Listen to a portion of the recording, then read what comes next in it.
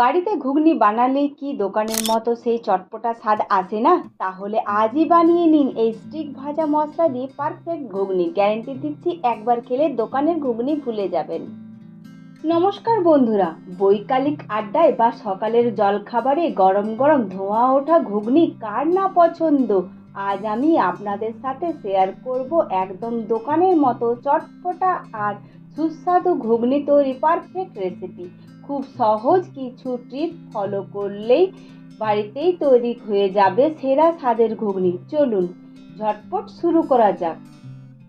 ঘুগনি বানানোর জন্য আমি এখানে 500 গ্রাম সাদা মটর সারা রাত জলে ভিজিয়ে রেখেছিলাম। মটরগুলো খুব সুন্দর ফুলে উঠেছে।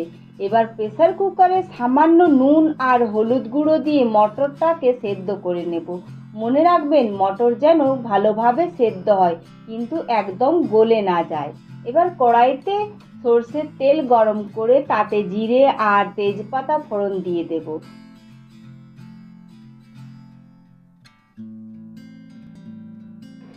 ফোড়নে মিষ্টি গন্ধ বেরোলে ডুমো করে কেটে রাখা আলু লাল লাল করে ভেজে নেব।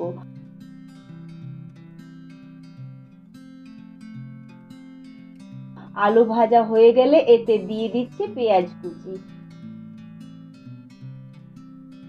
পেঁয়াজটা হালকা নরম হওয়া পর্যন্ত ভাজতে হবে।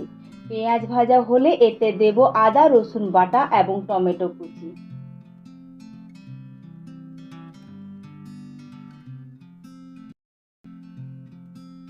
টমেটো নরম হওয়া পর্যন্ত একটু কষিয়ে নেব।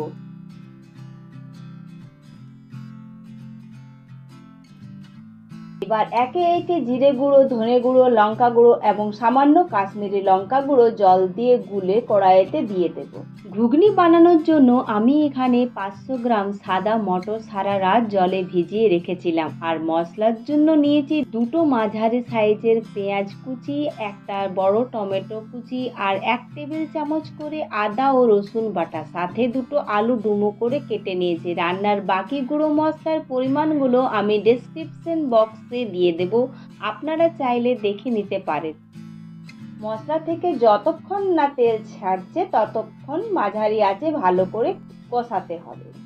মশলা খুব সুন্দর কষানো হয়ে গেছে এবং তেল ছেড়ে দিয়েছে। এবার আগে থেকে সেদ্ধ করে রাখা মটরগুলো মশলার মধ্যে দিয়ে দেব।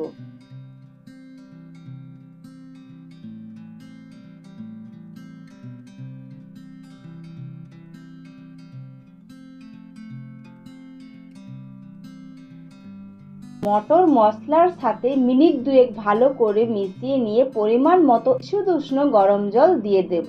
ঘুগনিতে সবসময় গরম জল ব্যবহার করার চেষ্টা করবেন, এতে স্বাদ অনেক ভালো হয়। এবার ঢাকা দিয়ে মাঝারি আঁচে 10 থেকে 12 মিনিট রান্না হতে দেব, যাতে আলুগুলো ভালোভাবে সেদ্ধ হয়ে যায় এবং ঝোলটা একটু ঘন হয়ে আসে।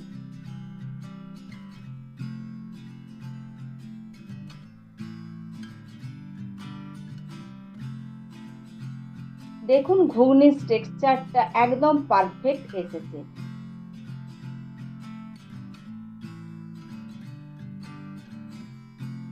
নামানোর আগে ওপর থেকে একটু গরম মশলার গুঁড়ো আর ধনেপাতা কুচি ছড়িয়ে নেব।